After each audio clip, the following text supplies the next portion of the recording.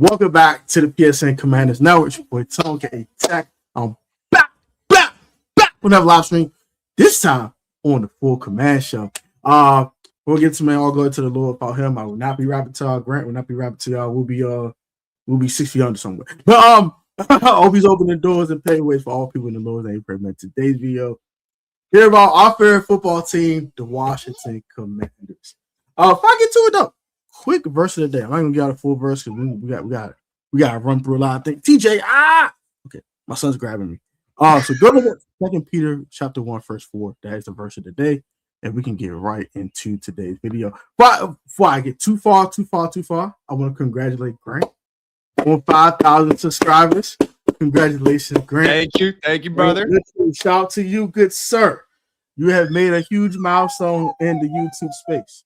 And my son's in the background, so y'all don't mind that. But how are you doing, Grant? I'm doing good, man. It's a day. It's a cool day for me on the channel, but I mean, it's like I don't want to make it about myself at all. Literally, I just started this channel just to talk to people, have a good time, talk about ball.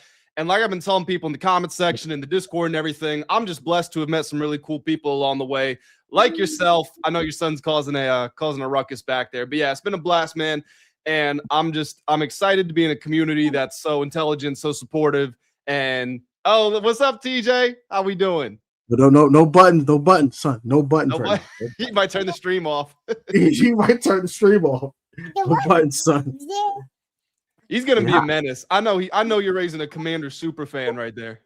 Yeah, that he's going to be a Commanders fanatic. Hopefully. We got a lot of people joining us in the chat. My guy Brian, what's going on? Scale, what's going on, everybody? We already got the comments rolling in. Let's effing go, Grant. Appreciate you, my guy.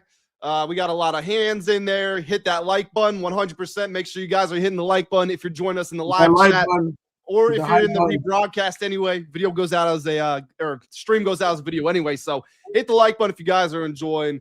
Big Tone, we got love for Tone in the chat here. What's up, little man? Showing love to TJ. You got big TJ in the building. All right, man. So I don't really know. We didn't talk about this. We didn't talk about what exactly the schedule was for the show or anything like that. I'm going to just say this. So when I was sitting down to make my thumbnail, again, we didn't talk about this at all. We didn't really talk about what topics we got to go over. I mean, I guess obviously Rachaad White is one of the big ones because that's the most recent news. But my thumbnail says Commanders won free agency. And that's where I'm at with this. I mean, if I'm being totally fair, I probably have to go back and look at every single team and every single signing they made. But I feel like I've been pretty on top of it. And looking at what the Commanders have done to their roster, I get it. AP didn't go land. He didn't land an Alec Pierce. He didn't land a Trey Hendrickson. But honestly, the way that he has completely made over the roster, it's hard for me to say he could have done a much better job. I agree. This has been a phenomenal job by Adam Peters. I know the first few hours were, what's AP doing? Oh my God. And it's like, wait, okay. Oh, snap. What else? Oh, Adam Peters and Ashburn, like, let's go. He's like, I ain't done with y'all yet. Okonkwo, come here. Nick Croft.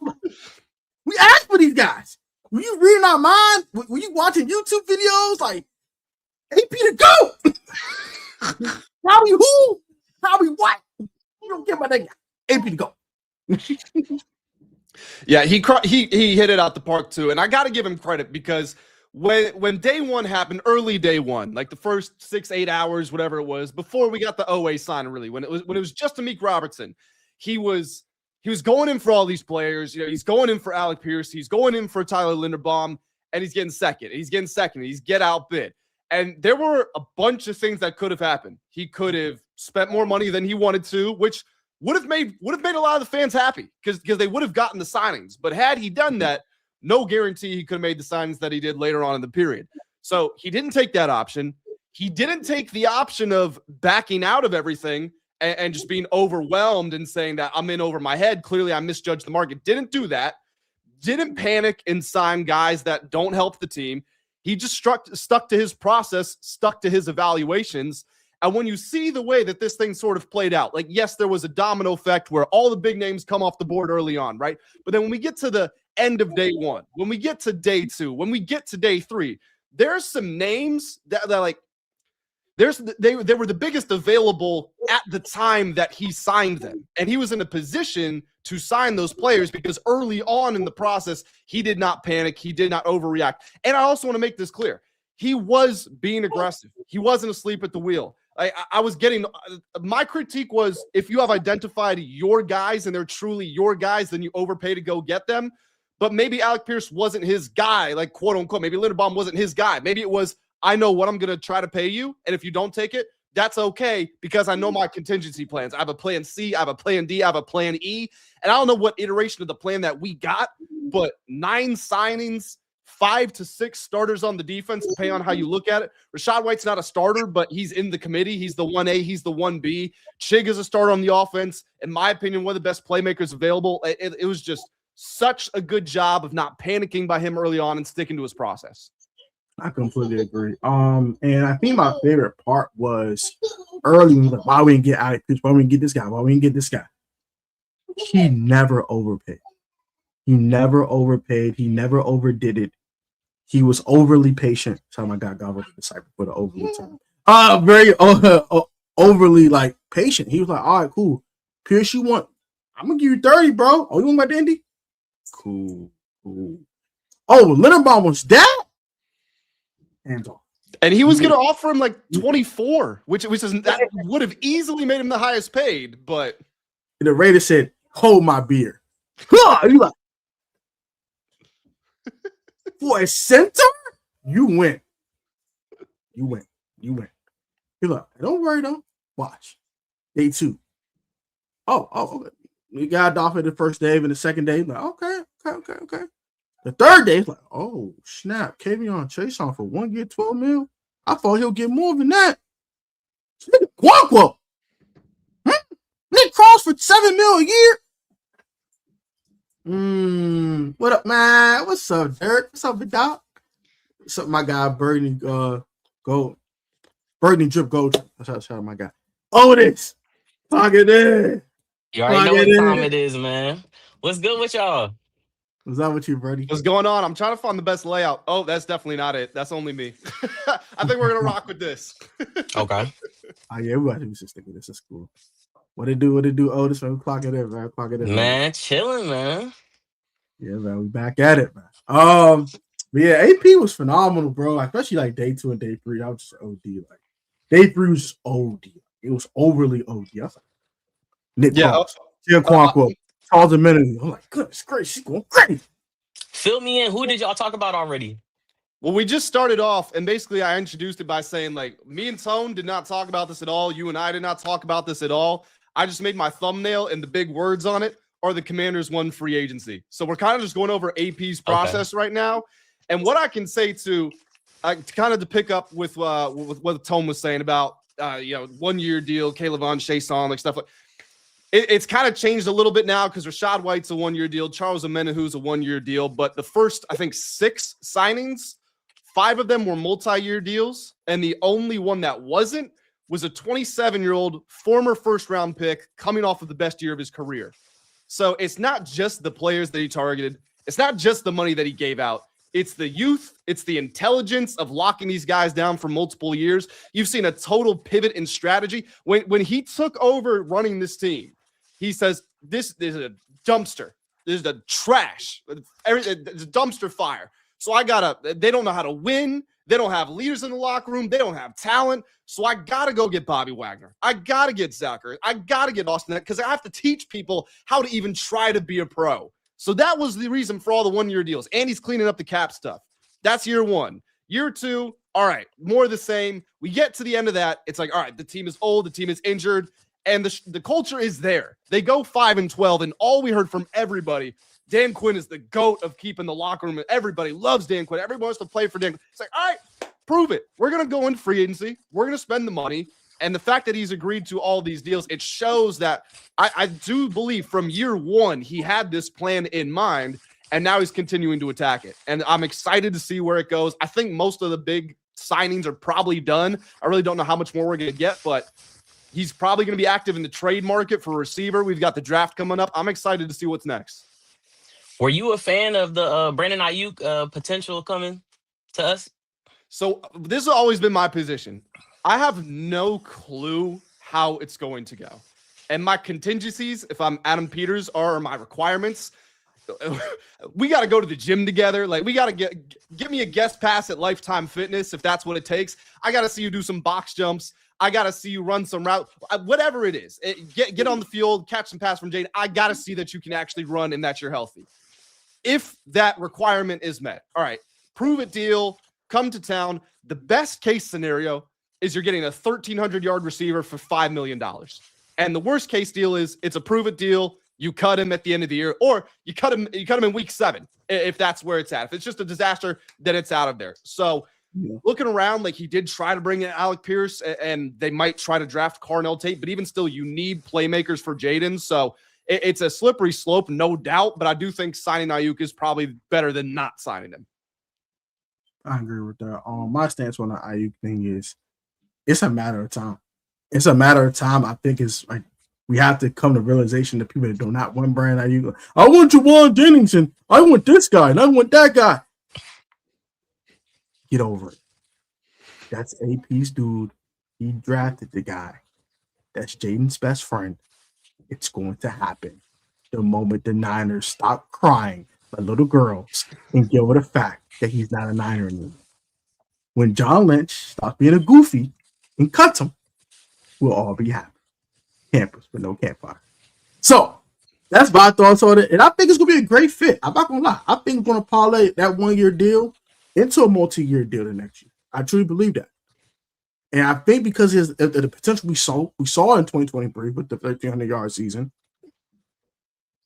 didn't start off so hot because he didn't get in camp on that 2024 toward the ACL. We haven't seen him since, right? But it's there. We've seen it. It's there. And if it flourishes, I think it's going to flourish. With Terry's cap number ballooning, to have a new wide receiver 1 in DC in 2027. Now, I'm not saying Terry won't be on the roster. I'm just saying I think it's going to be a handing of the torch from young OG to almost done being a YN. Here you go. Here you go, Brandon. This is your team now. It's you and Jayden. Have fun. So those are my thoughts on it, for real. I'm going to give my stance on it. So what I think about it, I feel like I'm on the same side as you guys. It's the upside. It's the potential from what we see in Brandon Aiyuk can do in the past. We see he can put up those numbers. He's a good wide receiver. So I'm definitely willing to take that risk on, like you said, a prove-it deal. Yeah, for sure. I mean, there's no way they're giving him big money right now, long-term deals. And I'll go back to something I said earlier, which is with AP doing all this, I don't think there's many more signings left, but I think he could look to be active in the trade market. And the reason is the 49ers are going to cut Brandon Aiyuk eventually, but they're dragging it out. They're making it this whole headache. And even if Aiyuk is on the roster, like, let's just imagine the world he's on the roster right now. I said this in my video earlier today, but Terry McLaurin at this point is an unknown because he spent last year injured for the first time of his career.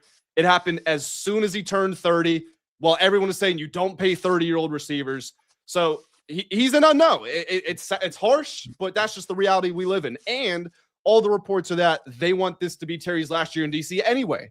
So Terry's an unknown next year and long-term. Aiyuk is an unknown next year and long-term. I think Adam Peters has to be looking around and trying to get another receiver on this team because he saw what happened last year where Chris Moore is the X receiver on half the plays. And there's a world in which you need a wide receiver 1 next season because of the uncertainty about Terry and Aiyuk.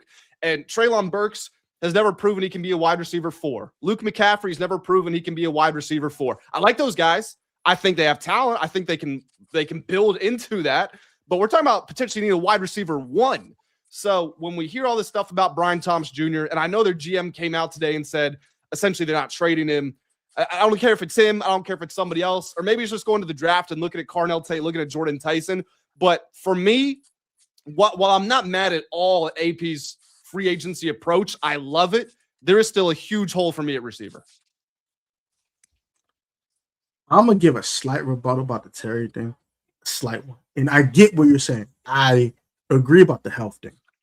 But we saw Terry perform.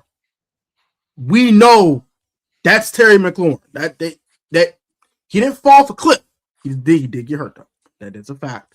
But we know what Terry's capable of, and he showed us. So, right? So when he got on the field, making these crazy catches, before he got hurt again. Once he saw him get healthy again, he immediately got busy. I watched him speak easy. I'm sorry. But yeah, he immediately got busy. Played no game. He said, Packers should saying who? Yeah, bro. Stop playing. First game back. You said, the Ron Bland, whatever. Yeah. Queen, yeah. Stop. I'm Big Terry over here. Stop playing me. Dog. Yeah, 500 yards and 3 touchdowns with 7 games. When he played 9 games, and he played with Josh Johnson and Marcus Mariota most of the time. We know what Terry's capable of. If he plays 17, he needs to be in 2027. End of discussion. I don't care what the cap number is. Figure it out. He plays 17 and he produces. Cut the nonsense. I don't care. He's 32 years old. I don't care. I dare him to do that with Terry McLaurin. AP will be right back on my bad side real quick and fast. Okay? Don't keep that 17 over there until it's time to hang it up. Respectfully. Being a retired commander. Personally. I get the reports and Grant Paulson saying this and this guy saying that. If Terry McLaurin goes out there and gives me 70, 80 catches, 1,000 yards, and 7 touchdowns, the discussion is over with. Now, if you go out there and do what you did last year and get hurt again, you got it. I'm going to shut up. Go out there and be Terry McLaurin, I don't want to hear. And that's for the Aiyuk thing. I get he's an unknown. We hadn't seen him play in 2 years. That knee was nasty. It wasn't just an ACL. It was an LCL, meniscus. It was disgusting. I think his whole knee got obliterated. I don't know. We don't know what the heck Aiyuk's going to look like. So I get to prove it there, right? And I get what you're saying at number 7 when you might think about drafting a receiver. It's a name we're not talking about. And they got a top 30 visit with this guy. And he looked like a young boy with dreads, an NBA young boy with dreads, and he made it look. Wait, when you talk about him, yeah, you got to talk like this. I love the name of Jayden Daniels. Yeah. Mr. Makai Crash out limit himself. I take him at 7. I'm sorry. He my wide receiver 1 in the whole draft. Sorry. I seen it. Seen 2 USC games, and I know he ain't the biggest receiver in the world, but he just head topping people. He doing these to people and just putting people on posters. He gets disrespectful with it. I love Makai Lemon. That's my wide receiver 1. Hard take cool. Jordan Tyson's injury history has been worried personally. So that's my personal wide receiver 1. We had to pick a receiver at 7. It's Makai Lemon. Play the slot, play outside. I think he's like a Wanda Robertson on steroids. I think he might be the best slot receiver in football day 1. Day 1, stepping on a field. He playing with Jayden Daniels? Stop it. Argue with your mama. Yeah. You Makai Lemon, man. Brandon Aiyuk and Jordan Tyson, cool. They pick one of them. I'm gonna roll with it. But me, give me that young fella in USC, man. I know he's a little zesty and all that. It'll be okay. Yeah. Give me Makai Lemon. Respect. Who's your BPA? Woo! They just asked. Well, we don't know who the A. We don't know who the A is. That's the problem. I think the way the board's gonna go down, if I want to be honest, I think it's Jeremiah Love. I think he's gonna be that 7. I don't know why. I got a weird feeling the Titans ain't gonna take him. They're gonna hold on to Tony Pollard. They're gonna get Ruben Bain, and we're gonna sit there with a conundrum. Pick a defensive star and Caleb Downs at 7, or picking the offensive star and Jeremiah Love. We're gonna come down to command. So he says, "That's all wide receivers. I want Jeremiah Love." So the Titans have been signing a lot of edge rushers and defensive linemen in free agency. They could still go after Ruben Bain or David Bailey if he's there. I don't know. I feel like they might take Jeremiah Love. And even if Jeremiah Love does fall, going back to Adam Peters, right? The theme of everything in free agency was process, not overpaying, not panicking, not straying from his roots, playing it by the book. If you play it by the book, and this is so boring, but if you play it by the book, positional value is a real thing. You get Jeremiah Love when the top running back makes $20 million a year. You get Sonny Styles when the top linebacker makes $20 million a year. You get Caleb Downs when the top safety makes $20 million a year. Or you get a receiver when they're making $40 million a year. You take a receiver. If whoever, Mekhi Lemon, Jordan Tyson, Carnell Tate, whoever your guy is, if he's there and like that's the decision, I do think they're going to end up taking a receiver. And also, Tone, not to go back on what you said, but I hear it. I know the connection to Terry that exists there. But a 34 and then a 39 million, a 34 and then a $39 million cap hit for a player whose best days are probably behind him. It's just for a 32-year-old and then a 33-year-old receiver. If we're talking about being a cold-blooded, cutthroat GM, you don't have that on your team. When I can respect that. I can respect. I give you cover. When Terry first signed the contract, I got killed for this, and this was not long after I made my channel, so this was probably like bad timing on my part. But when Terry first signed that contract, I'm looking at it. It's a 3-year extension. He had 1 year left on the deal that he was already on, and I'm looking at. I'm like, all right. He has an $18 million cap hit this year, which was the one that just happened. He has an $18 million cap hit the next year, which is going to be 2026. And then it goes to $34 million and then $39 million. I'm looking at this. I'm like, okay. It makes logical sense for Terry to play what was 25, get to the offseason, trade him, because you're going to make the case to other teams. Look, he still has an $18 million cap hit. If you're a contending team, this isn't breaking the bank, but this is pushing your chips into the center of the table. You get a second-round pick back for him, then you reinvest it. Terry got injured, and that threw a wrench into everything. So it altered the timeline. But deep down inside me, I fully believe when they got him to sign that contract, they intended to trade him after the 25 season because it was written that way. I gotta have to agree with that.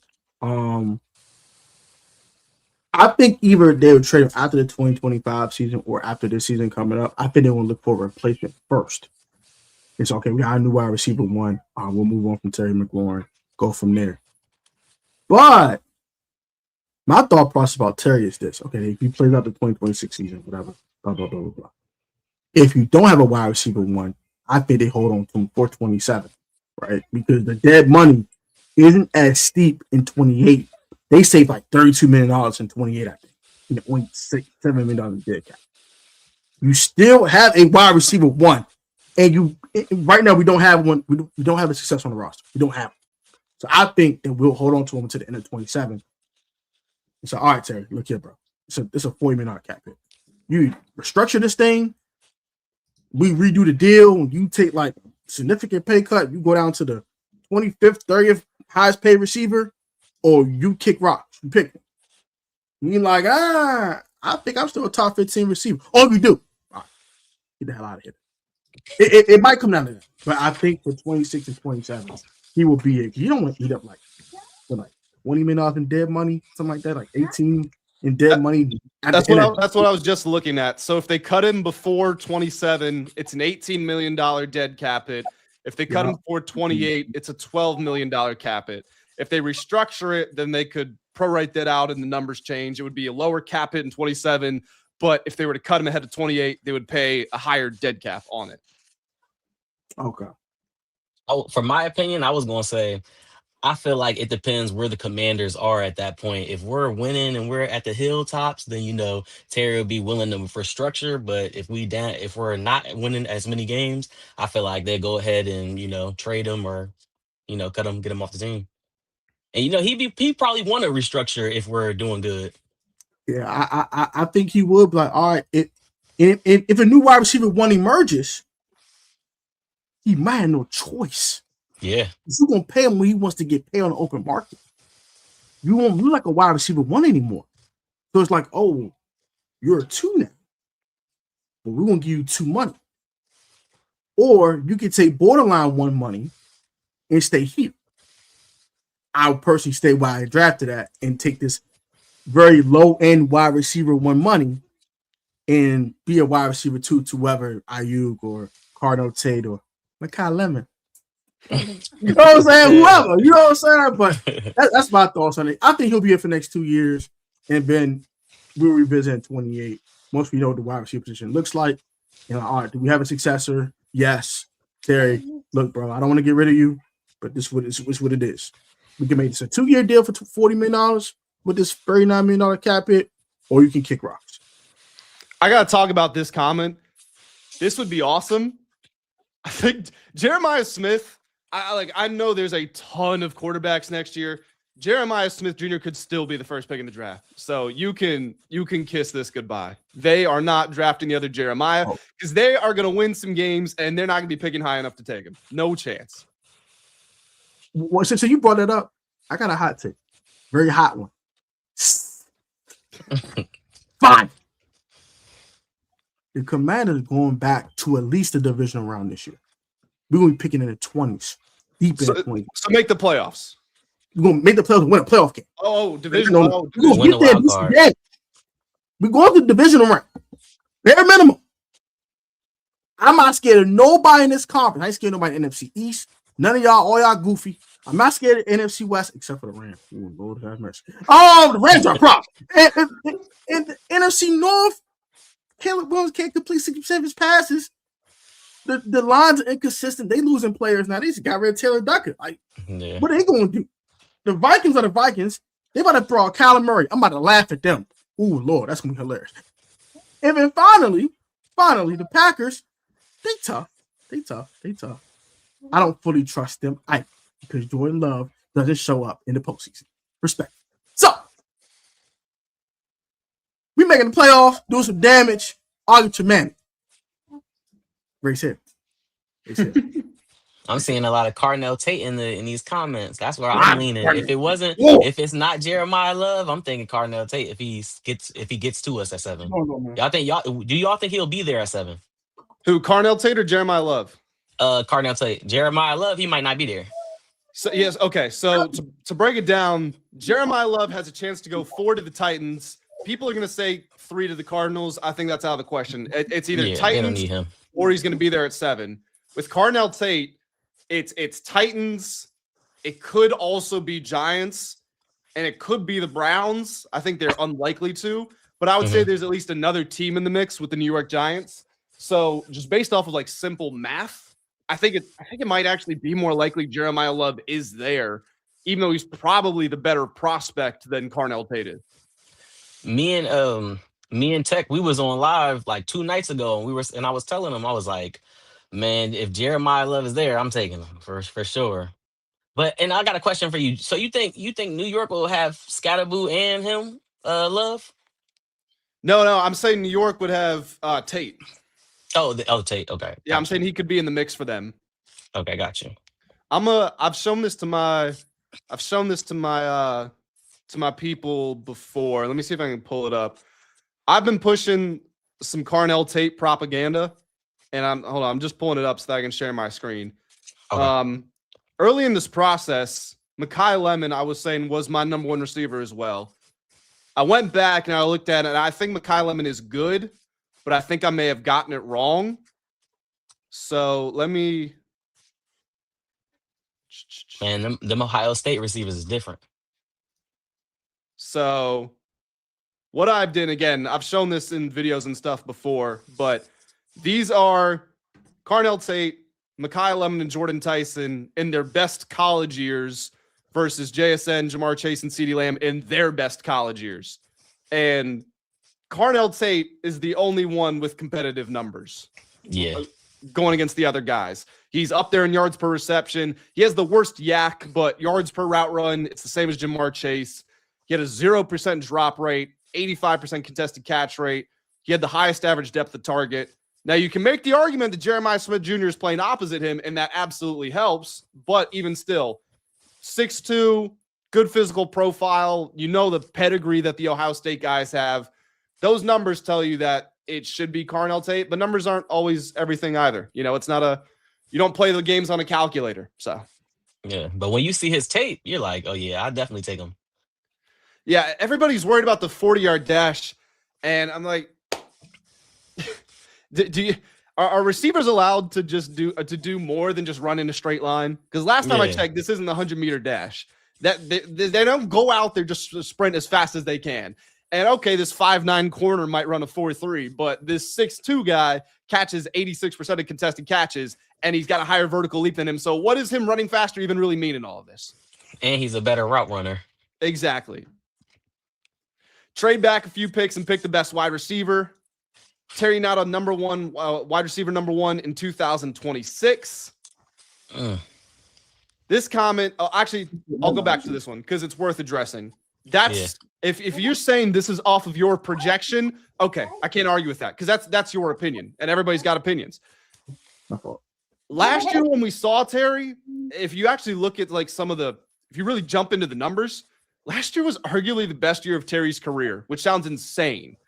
But like if you look at like yards per route run, drop rate, all that stuff, it was up there. It was the first or second best year of his career. Now, the raw numbers weren't there because he wasn't played as many snaps. He didn't play as many games.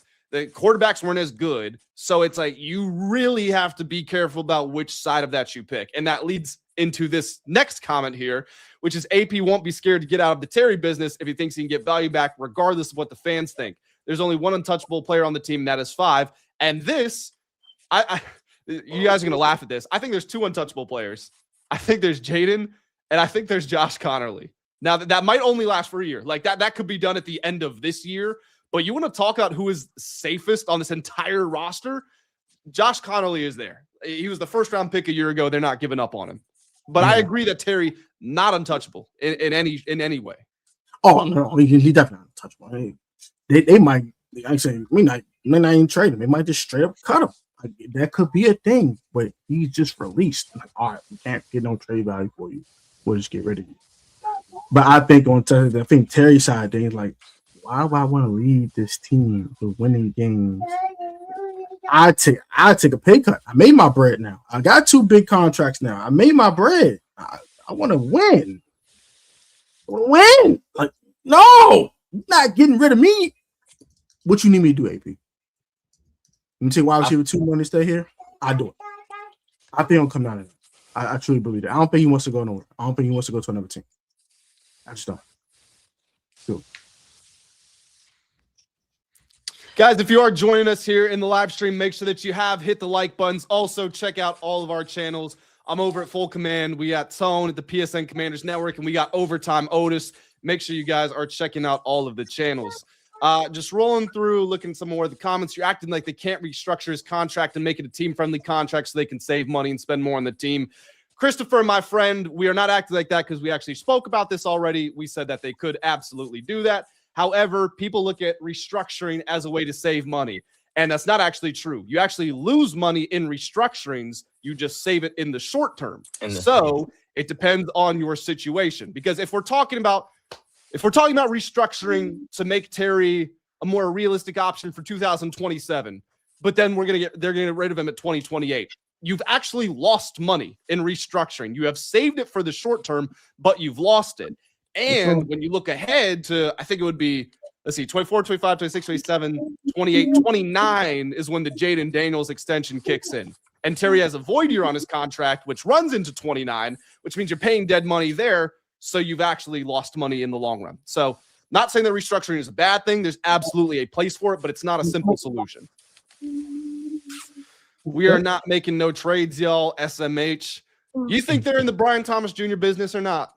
What do you think? Man, I would love for us to be in the Brian Thomas Jr. business. Cause I think I was watching you and Rio, and I swear y'all were saying that was his first season was a better season than Terry ever did. And I was like, for sure.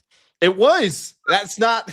You know what's tough, man? You know what's really tough about making videos and stuff? And I'd say tough, like I'm not being serious. This is not a difficult job, but you come on and you say Brian Thomas Jr. as a rookie had a better season than Terry McLaurin ever did, and people say you're an idiot, you're a fake, you don't belong here. Get it? Our fan base is crazy. I dare you Google Brian Thomas Jr. ESPN and go look at the numbers. Terry McLaurin has never had, if I'm remembering right, it was 1,282 receiving yards. Terry's never had that many never had that many receiving yards. Never had that many receptions. BTJ got 10 touchdowns. Terry broke that last year, but had never done that the year before or before in his career. And he was doing it with a horrible coaching staff, with a bad offensive line, with Mac Jones playing like 10 games. I know Mac Jones looked all right in San Francisco. He looked horrible in Jacksonville. He looked horrible with the Patriots. So, yes, I think the guy, even going back to the NFL draft, the Chargers, I want to say the Chargers had the 5th pick, if I'm not mistaken, in 2024, and they took Joe Alt. Yeah, they took Joe Alt, yeah. They asked Jim Harbaugh, did you entertain drafting Malik Neighbors or Brock Bowers getting a skill position guy for Justin Herbert? And he said, we did. We would have drafted Brian Thomas Jr. So call me crazy. Call me crazy for thinking the guy who got 1,200 yards and 24 touchdowns with Jayden at LSU, who was a top 5 receiver in the NFL as a rookie. Call me crazy for thinking that because he was injured last year and they had a new coaching staff and they changed everything, that he can still be a good player. And also call me crazy for saying the numbers that are in front of your face that were better than what Terry's ever had. How am I lying? I'm not making that up. He did it. He went out there and he did it. You might not like it. It might hurt your heart a little bit because you've been a loyal fan, but it did happen. The year we went to the NFC Championship, didn't we have to like walk Terry down there to get that 1,000 yards that year? 2023, yeah, with EB. Bruh, he was not going to get that rack if they did spam him in that Week 18 game against the Cowboys. He was not getting that 1K, bro. So serious, no funny. But the Brian Thomas Jr. thing, I'm not in on it because of a lack of draft capital. 1. 2, y'all think the Jags are that stupid to trade him? Let's be real here. They know that talent. Liam Coleman was not born yesterday. He was born a day, but not yesterday. The only way to get rid of Brian Thomas Jr., if they get their first round pick back in an extra, you not doing that, we not talking. And the Commanders ain't getting a 7th overall pick up for Brian Thomas Jr. That's crazy. He's in the middle of his rookie deal. You get a guy for 5 years on a rookie contract. What do you think of this? So get the. I'm about to make a cuss. God, Lord, forgive me. Get out of here. It's not happening. That's a fireball offense. Respectfully. You're getting 56 and 81 and 100. Oh, I didn't see that part. I just saw the 145 or 7. And a first. That is doable. When you think about it, that's actually doable. This guy, I don't know if this is a burner or not. I knew him as Mike for a couple of months and then he changed accounts, but he leaves a lot of really detailed thoughts and trade proposals and things like that. He's always cooking something up, and he's had a lot of these where you give up the 7 for BTJ and some picks. Hey, look, we need him around. He break it down for us. My love. Let me know all your reads. Okay, let me ask you this. So BTJ, is he going to be better than Carnell Tate? That's worth it. I ain't going to lie. Who? Carnell Tate or BTJ? I would rather have BTJ. Brian Thomas Jr. What? I was just asking. Hey, look, I was just asking. You know, wide receiver 1 on my board. Oh yeah, he ain't the wide receiver 1 on your board for sure. The thing that makes the Brian Thomas Jr. trade different too is he's still on the rookie contract. Like if he gets traded this offseason, there's still 3 years of him making $5 million until you have to actually pay him. That is true. Get the 50 option too. So that's probably like a $15, $20 million 50 option. Not be that bad for you. Yeah, 7,145 for those picks, and you include Brian Thomas. Okay, I can live with it. Instead of a draft, we will still. I just don't think the Jags are going to trade him unless you come into a kind of grandfather offer, a top 10 pick in a draft plus another draft pick, and you do Brian Thomas. I don't even give it 56. So I think it's going to be 81 and the rest of it. I don't think 56 will be involved at all. So that proposal is actually pretty good. Take 56 out because the Jazz should get the hell out of it. But the rest of it, Brian Thomas, 81, 100, and all that, I can see that. I'm gonna tell you how to get Brian Thomas Jr. Get the Jaguars to trade Brian Thomas Jr. Step one is you sign Brandon Aiyuk. You hand him the phone. Jayden, I'm sure, has Brian Thomas Jr.'s number. All right. So what? So I don't go to practice. Oh, I wear the wrong color shorts. Okay. Hey, get a couple fines. 105 on the Instagram story. Yeah. Okay, cool. Hang it up and go do it. And way out of Jackson. Hey, look, if it's that easy, man, call up Malik Neighbors too. It'd be like do everything but what James Pierce Jr. did. Do everything but that. Don't crash out to that extent. That's OD. Nah, that's extra. Don't do that. But do what Brandon did. Okay, do that. Do what Brandon Aiyuk did, and just keep screaming. I don't want to be in Jacksonville. I don't want to hang out with Young and Ace. I don't want to hang out with ATK. I don't want to meet none of Fulio's friends. I want to get out of here. I want to hear no more Jacksonville drill rap. Get me out of here. I want to go to the DMV. I want some mumbo sauce. I want some chicken wing mumbo sauce. Carry out. Get me out of here now. It was like, okay, Brian. I'm sorry. Okay, Brian. Okay, we'll call the Commanders. Okay, calm down. We'll call Adam Peters. Calm down.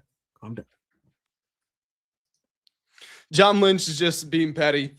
He is. But at the same time, he has every right to be petty. Because Brandon Aiyuk derailed their plans. They had a 27-year-old top 10 receiver in the NFL they paid, and he just decided to be petty on his own. Supposedly, I don't know what happened in the rehab process. Supposedly, TJ Houshmandzadeh, who's Ayuk's personal coach, was saying the Niners were doing dumb stuff during the contract negotiations. I don't know what happened there, but they're all being petty with each other. And he's a 49ers player right now, so John Lynch has every right to be petty. He is being petty, you're right. This isn't going to change anything, but he's within his right to do it. I think I seen that same interview that you were watching. They said he left like $30 million on the table. More than that, he had just signed a deal for $30 million a year, like literally just $30 signed million it. a year. And he didn't show up. And they basically told him, they said, hey, we're voiding your contract. And anytime that happens, the player has a right to go to the NFLPA and contest it. And Aiyuk said, okay, that's fine. He wasn't tripping.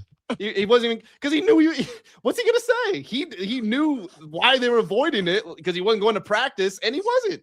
So he couldn't contest that. What do we really think about Rachaad White, though? That's a good question. That's more relevant. I was watching some of his film. He's a good blocker. He was doing some good blocking when he was with Tampa Bay, and he falls forward. That's what I like about him. He always tried to fall forward. I saw the same thing. Yep, always fell forward. Let me pull up a clip because I just posted something about it. Yeah. I completely agree with the fall forward part, and also he's a very underrated pass catcher. I think he's like one of the best pass catching backs in football. He's like top 5 to 7 third down back in the league. Catches everything. He's a good route. Rachaad White. Are y'all comfortable with just the addition of him, or do y'all want somebody else too? Probably gotta get somebody else too, just to fill out the room. I mean, I think that they definitely need another running back because they only have 2 running backs under contract. But at this point, I think it is just going to be Jeremy McNichols, and then if they draft Jeremiah Love or some other dude, okay, they can cut McNichols or they can make one of them inactive. If it's a 7th-round rookie, maybe he's inactive. If it's Jeremiah Love, maybe McNichols is inactive. But I think that's the 3. I think it's Bill, McNichols, and Rachaad White. Okay. Hey, why is somebody call Rachaad White Timu Alvin Kamara? Basically, he is kind of like Timu Alvin Kamara. Go. Great value, Alvin Kamara. No, I'm sorry. I know the person who commented this, and they predicted one of the Commanders signings. And I thought for a second they predicted the Rachaad White signing. And I was like, wait, but it was someone else. But that really tripped me out for a second because, okay, why did you predict this if you think he's from Timu? Timu Kamara, that's hysterical. I ain't gonna cap. I wonder where Kamara gonna go though. It sucks we lost Chris Rodriguez Jr. What do you guys think about this?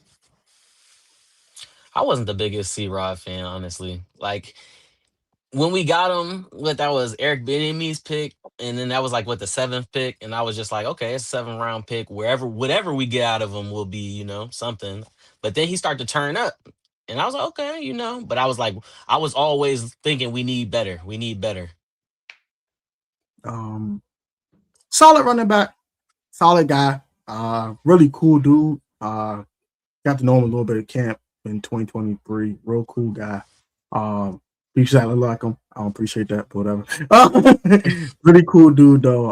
I think he's a solid football player, but I won't miss him. I think we need it better, and I think Rachaad White is better. So, wish C-Rod nothing but the best in Jacksonville, man. I think that's a solid fit for him.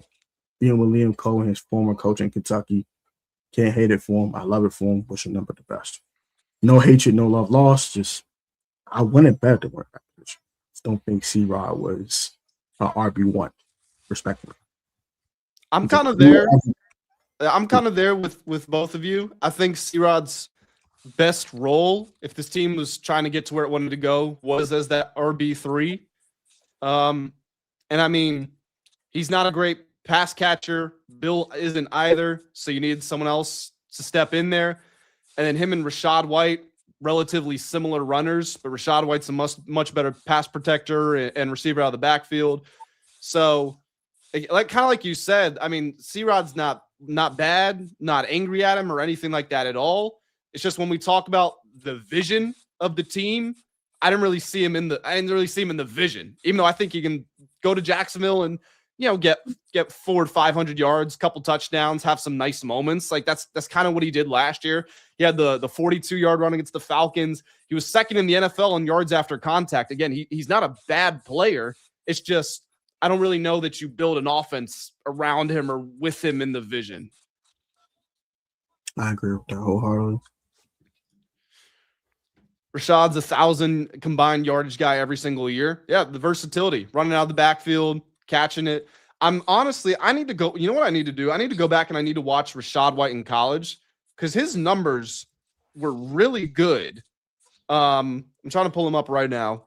In the NFL, he had a 990-yard season, but he also only had 3.6 yards per carry. So I don't even really count that. It's not impressive. His 21 season at Arizona State, he has 1,000 yards, 5.5 yards per carry, 15 touchdowns. Also caught 43 passes for 456 yards. Those are really good numbers. So I need to go back and watch him at Arizona State. And of course, that was the Jayden Daniels season. I don't know if there's like a scheme thing going on or what happened, but it just seems like when you look at those numbers, it should have been better in the NFL. Yeah. The time I watched Rachaad White, I think sometimes he lacks patience. When you try to he don't find a hole right away, kind of like this. Does the B-Rob impersonation and round offensive lineman for 2-3 yards and falls down. So I think about sometimes the yards per carry is a little lower than it should be. But that's a tendency I've seen with him. That's why I think sometimes the yards per carry isn't as high as it should be because he lacks patience. And he just like, okay, bro, hold not developing fast enough. I'm just run behind this offensive lineman, get out the way, get like 4 or 5 yards. Boop, I get tackled. Okay, cool, next play. So Rachaad White doesn't seem as shifty. He seems like a straight line speed guy. Yeah, I agree. I was actually surprised. I was looking at his RAS, and he ran a 4.4, I think, or maybe like a 4.50. It's like, really? He plays kind of slow, but I think it is that. I think it is the lack of lateral agility that slows him down. Because when you watch him, he literally looks like he runs like a 4.6 or a 4.7. And it's like he had the opportunity to make a couple guys miss, and he just tried to like power through them. Yeah. Yeah. Tone, I know you gotta head out quickly. Is there any final like topics or anything like that you want to get to? I think we covered everything. I can say maybe like what's our favorite signing of all these guys, I guess. Favorite signing? You want to go first? I think my favorite signing is definitely Odafe. That guy is going to be ridiculous. The moves he has, the explosiveness, the athleticism, it's something that we needed to infuse in our team so bad. When Dorrance Armstrong is your best edge rusher, you have a problem. So the fact you brought this guy in, he's an ascending player, 10.5 sacks his last 13 games, including making Will Campbell his son on national television. It's a beautiful thing. Sorry, Will Campbell. I'm sorry. It's just that He abused him. He abused him. He threw him around like a rag doll. So, shout out to Odafe Oweh. That's definitely my favorite sign. My favorite signing, I was thinking of Odafe Oweh as well, but I'll go a different way. I'll say Leo Chenal. The reason why I say him is because I'm tired of seeing somebody come out the backfield, a running back come out the backfield, and a linebacker trying to chase him down, and the linebacker don't get him. Like, I'm tired of seeing that. Like, if he can handle at least that role, oh yeah, we could. Yeah, everybody's saying Leo. Everybody in the chat is saying Leo. I was going to say Odafe Oweh, and I'm going to continue to say Odafe Oweh. I'm not going to change.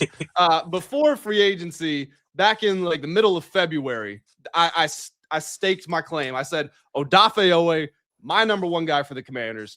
They actually went out and they signed all my top three. My top three were Chig, Chenal, and Oweh. So that was pretty cool for me personally.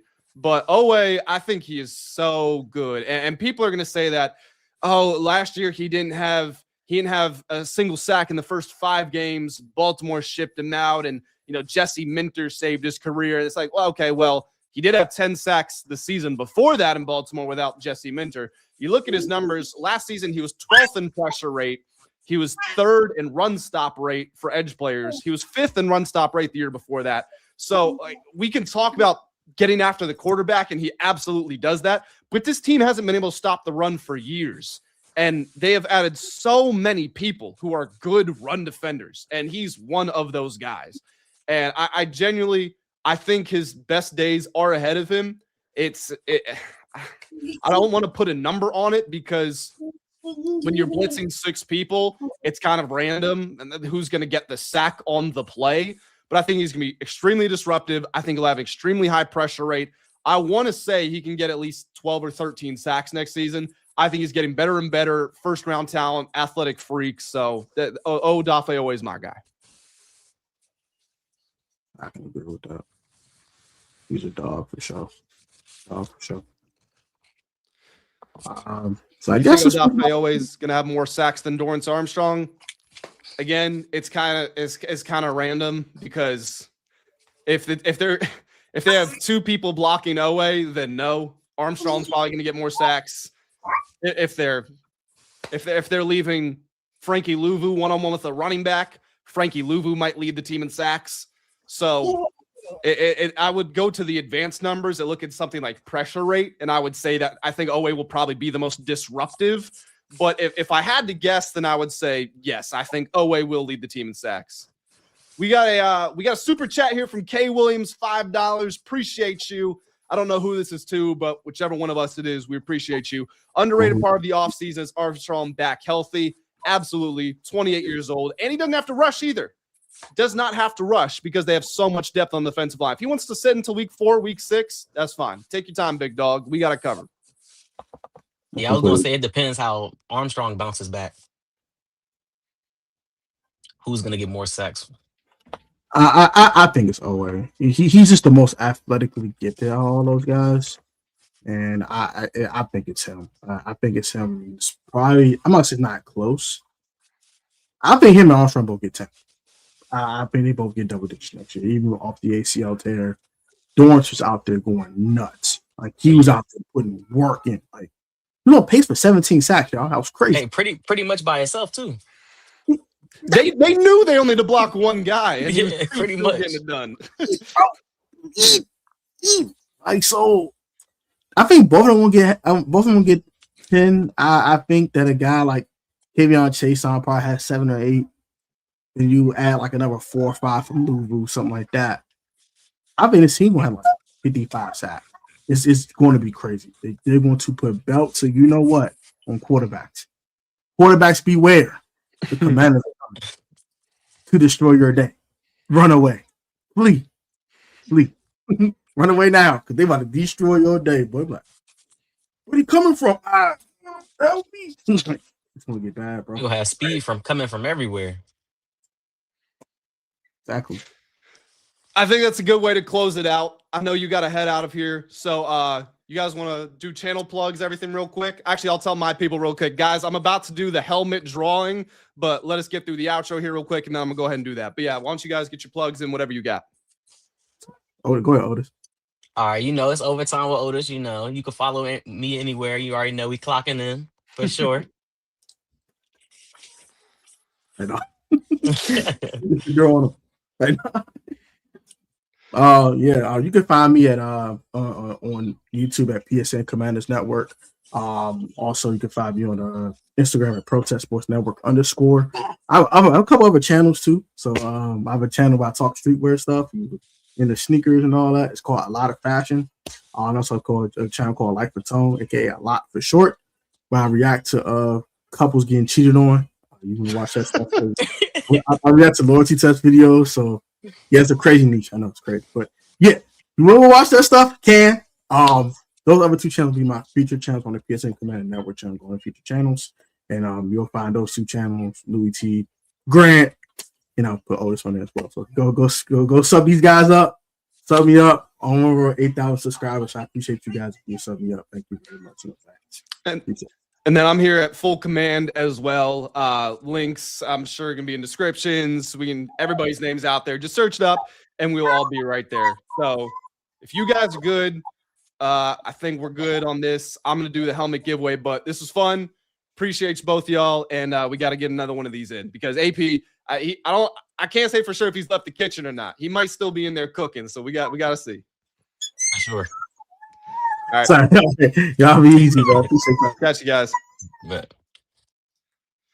All right, all my people, if you are still with me here, it is time to get into the giveaway for the custom painted Commanders helmet, something that I have said I don't know how many times. I don't want to say I'm relieved to be giving away the helmet, but I feel bad every time I make the intro to a YouTube video and I say, don't forget the custom painted Commanders helmet. Like, I know if you guys have been here the whole time, then it's probably boring and repetitive by now, but in any case, it is time. So I have pre-loaded the wheel. I'm going to share my screen here. Where is the right tab? Is it this? It is this. So I have preloaded it. We have, I think, 168 names. Oops, yeah, it says 168 right here. And you guys can see all of them. And as a quick reminder to everybody, you got an entry if you were in the Discord. You got a second entry if you were in by a certain time early on in the process to reward the people who had been supporting me for a while. And you got another entry if you were in the, if you're a member of the YouTube community. G-Man all dressed up for the drawing. Can you guys do me a favor just because I want to prove that this is not rigged, this is live? Somebody put a number in the chat, and then I'm just going to read the number back to you. So that, like, any number in the world, 79, whatever you got. Someone just put a number so I can read it back to you so we all know this is live. This is not rigged, anything like that. Scale says 7. Asher says 65. 13, 28. Cool. We good? This is live. We're good. 41, 5. Okay. We know that. This is my mouse over here. Actually, can you guys even see my mouse? Hold on. I gotta move my screen around. Can you? Yeah, you can see my mouse here. Hunter Weiss's number is on the screen right now. It says 5. Okay, it's not rigged. So good luck, everybody. Let me get some dramatic. You guys hear that? The heartbeat. How about a drum roll? It's not really that dramatic a drum roll, but all right. Here we go, guys. Good luck, everybody. As soon as we find out who won, I will be sending you a message on Discord. We're going to spin the wheel in 3, 2, 1. We're off. Who's it going to be?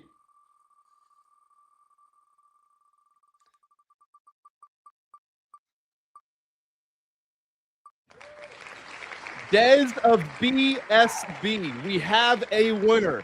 Dez of BSB. I am going to send you a message on Discord right now. Let me just make sure that you are still there because you have to be in the Discord. If Dez is no longer in the Discord, then they are not eligible. So let me just make sure here.